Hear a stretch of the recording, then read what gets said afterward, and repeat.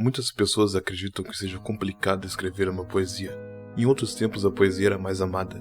Tinha olhares e aos tempos infelizmente ela vai morrendo por causa da tecnologia e outros fatores. Mas para escrever uma poesia é necessário ver, observar, não apenas com os olhos, mas com a alma. Olá, bom dia, boa tarde, boa noite e boa madrugada. Tudo bem, pessoal? Eu espero que seja tudo bem com cada um de vocês. No vídeo de hoje vamos falar do filme Poesia, um filme que tem muito a nos contar. Te convido a assistir o vídeo e também se inscrever no canal. Olá, boa noite, pessoal, tudo bem com vocês? O meu nome é Marcelo e você está no Cinease. Roda a vinheta.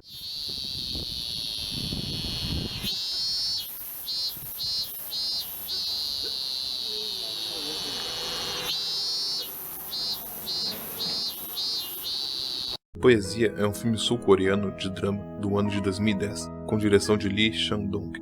O filme conta a história de Midja, que vive com seu neto em uma pequena cidade perto do rio Han. A mulher tira seu sustento do bem-estar do estado e de um emprego de meio período como empregada doméstica para um homem mais velho. Ela adora se vestir de forma excêntrica, é questionadora e inquieta. Seu novo desejo é aprender a fazer poesia, o que leva a um curso especializado em um centro cultural perto de sua casa. O curso faz com que se apure sua observação do cotidiano, onde consegue inspiração para seus versos.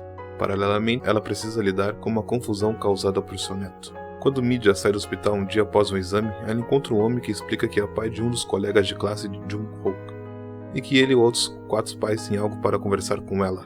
Acontece que o neto da senhora e seus 5 amigos com quem ele passa o tempo livre estupraram uma garota na escola por um período de 6 meses antes que ela finalmente cometesse suicídio.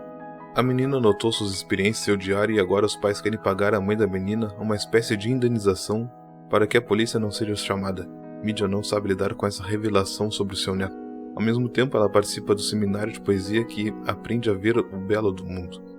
Mas com tudo que está acontecendo ao seu redor, não parece ser uma tarefa fácil.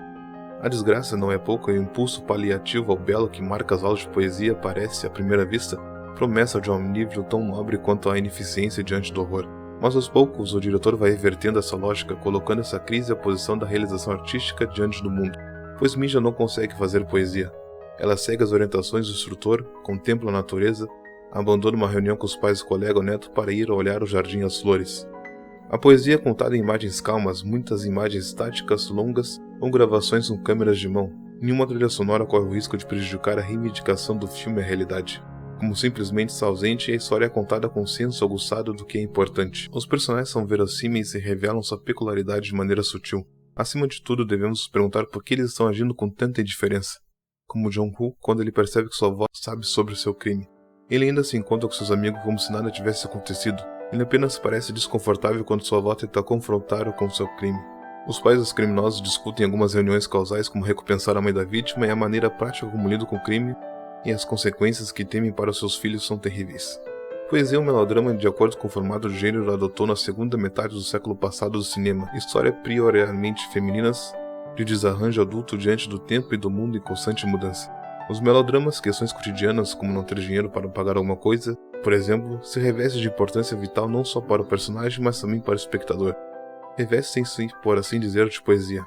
Claramente o tema dos filmes de Lee é superior aos outros diretores, uma vez que o diretor foi escritor antes de seus dias para o cinema.